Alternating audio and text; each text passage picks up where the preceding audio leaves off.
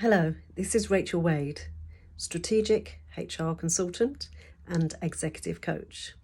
And I wanted to post a video based on conversations I've had this week and around really HR leaders and burnout. And to be honest, it becomes a self-fulfilling prophecy because it's important as HR people that we set some boundaries.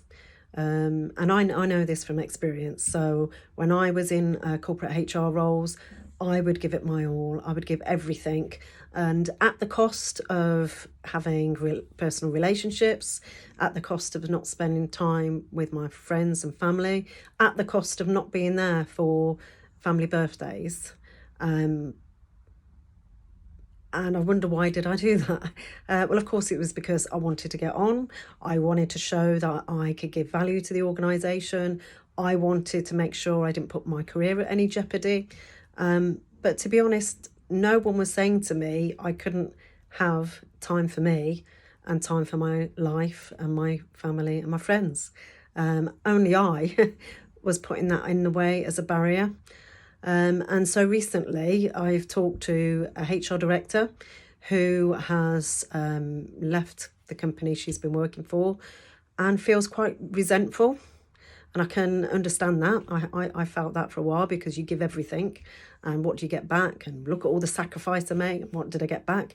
But again, that is our responsibility. We've allowed that to happen. So she's feeling pretty rough, and at the moment is not looking for her next career move, whatever job, what she decides she wants to do next, because she needs to work through some of those challenges that she's got in the way at the moment. I've then spoke to another head of HR, and she's just decided she's had enough. She's tired. So she's worked really, really hard in helping the business triple in size. And all she feels is the company just wants more and more and more, and she feels she's got no more to give. She's felt in the last few years that she's sacrificed a lot, time with her kids, time for herself, and she just feels exhausted, absolutely exhausted, and just can't do it anymore. And again, she's leaving a job in the next few weeks and doesn't have a job to go to, and just wants just some time out just to recover. And then I was speaking with somebody else, and again, he had health issues. So got to a point where, his body was telling him, you can't carry on like this. And it got me wondering, why do we let that happen? Why do we allow our job to overconsume everything about us? And this is not just people in HR. I see this in other people in roles, some of them, not even executive roles, but generally roles, because we're putting that pressure on us to be able to perform or deliver at the consequence of everything else. And it doesn't need to be like that way. It really doesn't need to be that way. So he decided that now he's back working again, but he's setting some clear boundaries. And that's the key. We need to set some boundaries. So let's not be on our emails past 6 o'clock at night. Things can wait generally to the next day. Obviously, we have some critical things to deal with, and that should be on occasion. It should not be the norm that we are working 24/7. And even when, we to put our phones down and go to sleep, we're still in that churn and thinking as soon as we get up. You need to give time to yourself. If you're not giving time to yourself, then you're not going to be at your best, and you're not going to be performing, and you will burn out. It's inevitable. Like I said before, it's a self-fulfilling prophecy. So you have to remember, no one does this to you. You do this to you. And to overcome this, you need to first have an awareness there's a problem, before it gets too bad that it's affecting your health, or even worse still. So create that awareness, going, there is a problem here and it is impacting. Either I'm not delivering at my best, or my health is suffering, or my private life is suffering, whatever. But something will give. Then you need to accept, yes, that is a problem.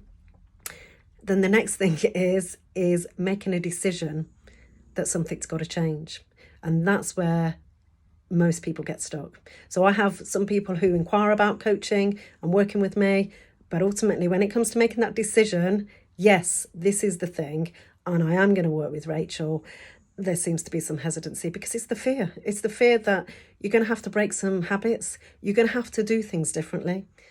But what you've got to focus on is what that outcome is, what you can achieve. Now, I'm a businesswoman, and so I've got my own company, and I service my own clients. I've got HR clients. I'm their HR consultant. And also I coach HR leaders to have greater impact in their role. But again, I have time for me. So I have set time in the morning purely for me. Then I start work at a reasonable time. Then I have my full day. I take some time out in that day. I make sure I sit, have some lunch. Then also I make sure I finish work. So I'm not usually working past 6 o'clock, 6:30, because again, I need time for me. And I'm able to do this because I manage expectations. I'm not answering calls late at night. I'm not answering calls on the weekend. I'm not responding to emails in the evening, unless it's something critical. And there are always exceptions. Yes, I appreciate that. And we do that, but just not let it become the norm. Don't allow that to happen to you, because it's all about choices. You have a choice to behave in a certain way and allow things to happen in a certain way, but only you can stop that. And you can't put the blame on anyone else but yourself. If you're in a place where you're feeling tired, exhausted, overwhelmed, overworked, then I was speaking to somebody else, and again, she just kept doing it, and it was obviously a resource issue in the team.